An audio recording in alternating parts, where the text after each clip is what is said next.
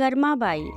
कर्माबाई को मारवाड़ की मीरा भी कहा जाता है। जब जब भगवान कृष्ण का उल्लेख आता है, कर्मा नाम भी आ ही जाता है। वे भगवान की महान भक्त थी और भगवान श्री कृष्ण उनके हाथ से प्रतिदिन भोग ग्रहण कर भोग की थाली रिक्त कर देते थे। राजस्थान के नागौर जिले की मकराना तहसील में एक गांव है कालवा। इस गांव में जीवन राम जुड़ी के घर 1615 ईस्वी में एक पुत्री का जन्म हुआ। भगवान की बहुत मन्नतें मांगने के बाद इसका जन्म हुआ था। नाम रखा गया कर्मा। कर्मा के चेहरे पे एक अनोखी आभा रहती थी। जीवन राम स्वयं धार्मिक पुरुष एवं अनन्य कृष्ण भक्त थे। उन्होंने भगवान के नाम मदन मोहन से अपने घर में एक कृष्ण भगवान का मंदिर बना रखा था। वे प्रतिदिन भगवान कृष्ण की पूजा करते और भोग लगाते तथा भगवान को भोग लगाने के बाद ही भोजन ग्रहण करते। यह उनके घर का नित्य नियम था। इसी प्रकार समय बीतता गया। कर्माबाई प्रतिदिन अपने पिता को श्री कृष्ण भगवान की पूजा करते देखती, उनको भोग लगाते देखती। यही सब देखते सीखते कर्माबाई का बचपन बीत रहा था। अतः बचपन से ही उस नन्ही कर्मा में भक्ति भाव के संस्कार थे। इन्हीं संस्कारों के बीच पलते बढ़ते कर्मा 13 वर्ष की हो गई। एक बार जीवन राम को कार्तिक पूर्णिमा स्नान के लिए पुष्कर जाना था। उनकी पत्नी भी उनके साथ जा रही थी। वे कर्मा को भी साथ ले जाना चाहते थे, लेकिन समस्या आ गई। उनकी अनुपस्थिति में भगवान को भोग कौन लगाता। इसलिए उन्होंने कर्मा को यह जिम्मेदारी सौंपी और बोले, पुत्री, हम दोनों पुष्कर स्नान के लिए जा रहे हैं। तुम सुबह भगवान को भोग लगाना और उसके बाद ही भोजन करना। कर्मा ने यह जिम्मेदारी सहर्ष स्वीकार कर ली। माँ पिता के तीर्थ यात्रा के लिए जाने पर कर्मा ने सुबह स्नान आदि कर बाजरे का खिचड़ा बनाया और पूजा के लिए अपने घर में बने भगवान के मंदिर के समीप आ गई। भोग की थाल भगवान के सामने रखकर हाथ जोड़कर बोली, हे प्रभु, भूख लगे तो भोग लगा हुआ है, आप भोजन ग्रहण कर लेना। तब तक मैं घर के और कार्य कर लेती हूँ। इसके बाद वह काम में जुट गई। बीच बीच में वह थाली देखने आती, लेकिन भगवान ने खिचड़ा नहीं खाया था। बहुत देर होने के बाद भी जब भगवान जी ने भोग ग्रहण नहीं किया तो उसे चिंता हुई कि क्या पता भगवान जी को खिचड़े में स्वाद ना आ रहा हो, इसलिए ग्रहण नहीं कर रहे हैं। इसमें घी या गुड़ की कमी रह गई हो। फिर जाकर उसने गुड़ और घी मिलाया और वहीं बैठ गई, लेकिन भगवान ने फिर भी भोग ग्रहण नहीं किया। तब मायूस होकर उसने कहा, हे प्रभु, आप भोग ग्रहण कर लीजिए। माँ बापू पुष्कर नहाने गए हैं। आपको भोग लगाने अभी कुछ ही दिन वो लोग नहीं आएंगे। आपको भोग लगाने की जिम्मेदारी मुझे दी गई है, इसलिए आपके भोग लगाने के बाद ही मैं खाना खाऊंगी। परंतु भगवान जी ने फिर भी भोग ग्रहण करना शुरू नहीं किया। फिर कर्मा उनसे शिकायत करते हुए बोली, माँ पिताजी जब भोग लगाते हैं तब तो आप भोग ग्रहण कर लेते हैं, फिर आज क्यों भूखे बैठे हैं? इतनी देर हो गई, खुद भी भूखे बैठे हैं और मुझे भी भूखा रखा है। यह सब बोलकर भगवान के भोग ग्रहण करने की प्रतीक्षा करने लगी। परंतु यह क्या, अब तो सुबह से दोपहर समाप्त हो चली थी। भूखी कर्मा अब रुआंसू हो गई थी। दुखी हो रोते हुए बोली, हे भगवान जी, आप ग्रहण कर लीजिए भोग, अन्यथा मैं भी भूखी ही रह जाऊंगी। अंततः कान्हा के काठ की मूर्ति से आवाज आई। कान्हा बोले, कर्मा, तुमने पट बंद किया ही नहीं, तो मैं भोग ग्रहण कैसे करूं? यह सुनकर कर्मा ने पट खींचकर ओट कर दी। भगवान श्री कृष्ण के ने खिचड़े का भोग ग्रहण किया और थाली पूरी खाली हो गई। कर्मा ने पलट कर देखा तो भोग की थाली में भोग बचा न था। तब कर्मा बोली, भगवान जी, इतनी सी बात थी तो पहले बता देते, खुद भी भूखे रहे और मुझे भी भूखी रखा। इसके बाद कर्मा ने खिचड़ा खाया और वो प्रतिदिन कर्मा खिचड़ा बनाती और भगवान जी भोग ग्रहण करने आते। इसी बीच उसे लगने लगा कि उसे सबसे पहले भगवान को भोग लगा देना चाहिए। क्या पता उन्हें जल्दी ही भूख लग जाती हो। साफ सफाई नहाने धोने के कारण भगवान के भोग में देर हो जाती हो, फिर वह सबसे पहले उठकर भोग बनाती और प्रभु को भोग लगा देती, फिर अपने दिन भर काम में ककड़ती रहती। कुछ दिनों के बाद उसके माता पिता तीर्थ से लौट कर आए। आते ही पिता ने अपनी लाडली पुत्री से पूछा, पुत्री, तुमने किसी भी दिन भगवान को भूखा तो नहीं रखा? कर्मा बोली, पिताश्री, मैंने भगवान जी को प्रतिदिन भोग लगाया है।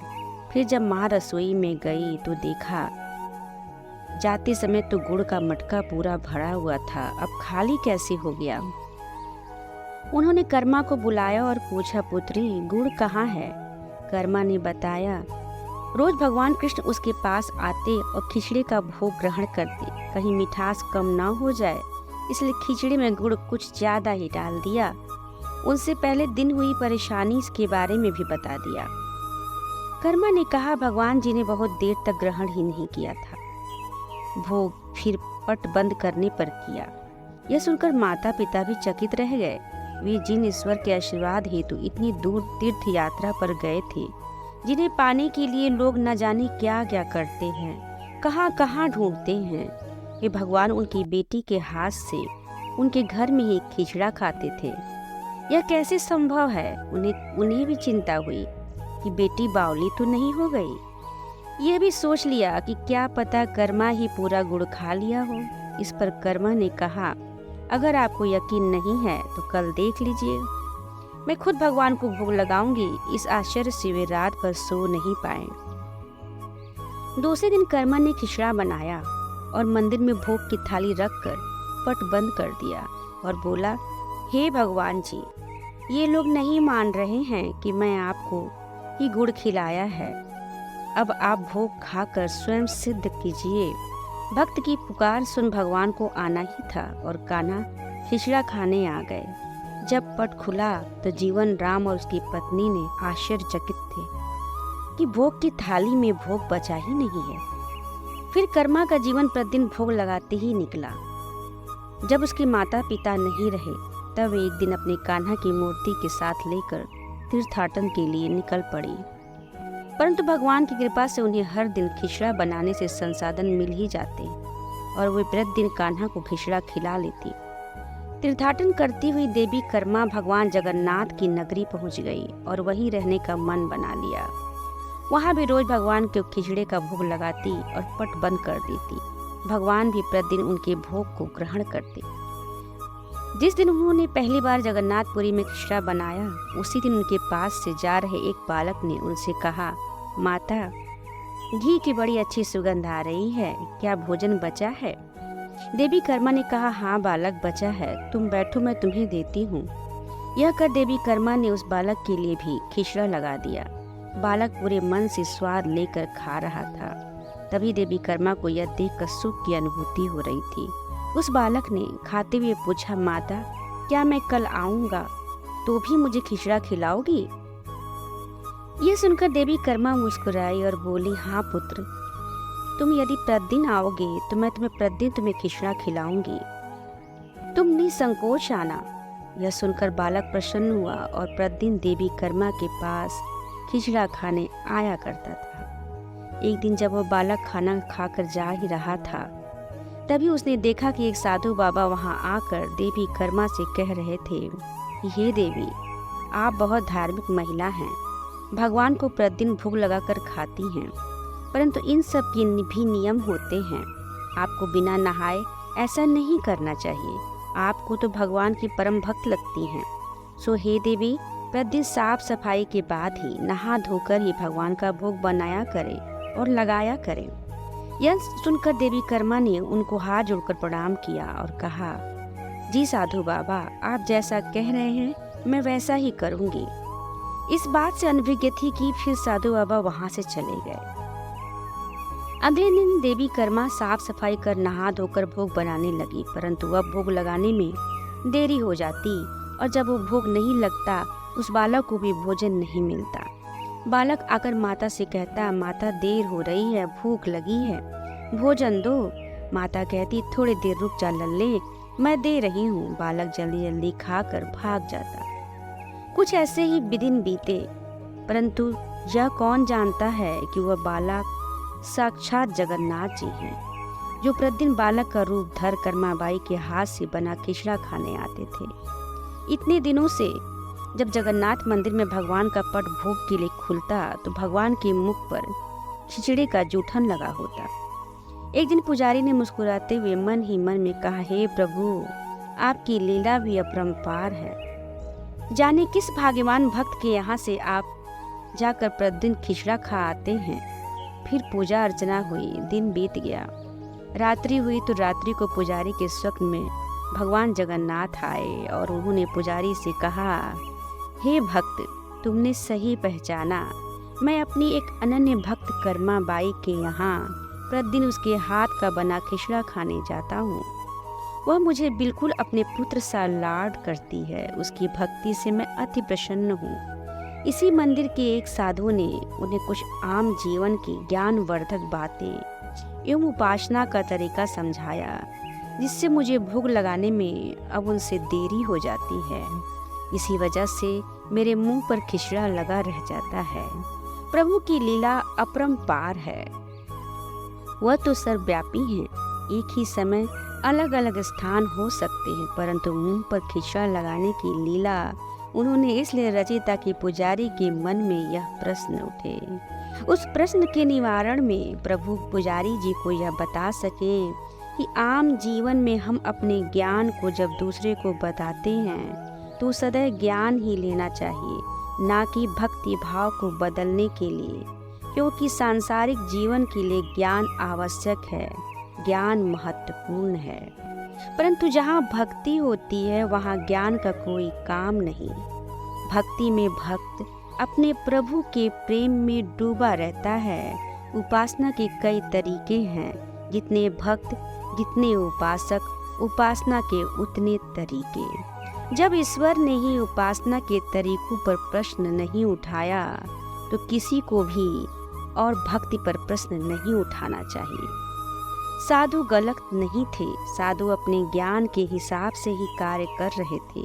वह सही थे, परंतु उन्हें यह नहीं पता कि जो महिला प्रभु को बिना नहाए खाना देती है उसका भाव सिर्फ इतना है कि मेरे प्रभु को जल्दी खाना मिल जाए, वो भूखे ना रह जाए। और यह प्रेम भाव प्रभु के लिए हर नियम से ऊपर था। इन बातों को सुनकर पुजारी जी ने साधु बाबा को बुलवाकर यह बात कही। साधु बाबा को भी अपनी गलती का एहसास हुआ। वो भगवान और भक्ति के बीच में आ रहे थे और उन्होंने बिना समय गवाए माता कर्मा के पास जाकर कहा, हे देवी, आप जैसे प्रभु को पहले भोग लगाती थी वैसे ही लगाइए। मैं आपकी भक्ति नहीं समझ पाया, इसलिए मुझे क्षमा करें। देवी कर्मा ने कहा, जी ठीक है, मैं कल से फिर से उसी समय वैसे ही भोग लगाऊंगी। माता कर्मा ने फिर उसी तरीके से भोग लगाना शुरू कर दिया और भगवान के मुख पर खिचड़े का जूठन अब नहीं लगा होता। ऐसे ही कई वर्ष बीत गए। एक दिन पुजारी जी ने देखा भगवान के आंखों से आंसू बह रहे थे और वो भोग ग्रहण नहीं कर रहे थे। तब उन्होंने मन ही मन फिर से पूछा, हे प्रभु, ऐसा कौन सा अपराध हुआ हमसे कि आपने भोग ग्रहण नहीं किया और आपकी आंखों से आंसू बह रहे हैं। हे प्रभु, यदि हमसे कोई अपराध हुआ है तो हमें क्षमा करें और भोग ग्रहण करें।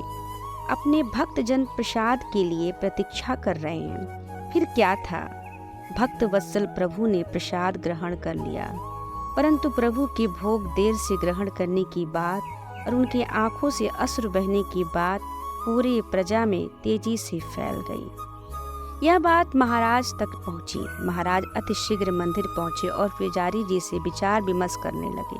फिर उन दोनों ने भगवान के पास आकर हाथ जोड़कर विनती की, हे प्रभु, कृपया हमें बताएं कि इस बात का क्या संदेश है। रात्रि पहर जब वो सो रहे थे तब भगवान राजा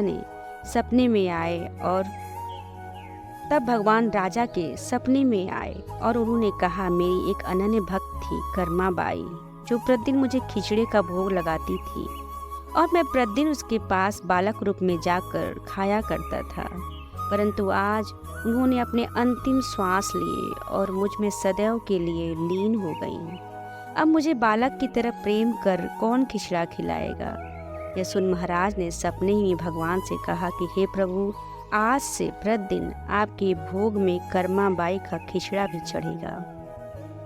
यही सपना उन्होंने अपने दरबार में सुनाया। उसी दिन से भगवान जगन्नाथ के भोग में कर्मा बाई का खिचड़ा भी चढ़ने लगा। यह भी भक्त कर्मा बाई की कथा, उनके खिचड़े से जुड़ी प्रभु की लीला।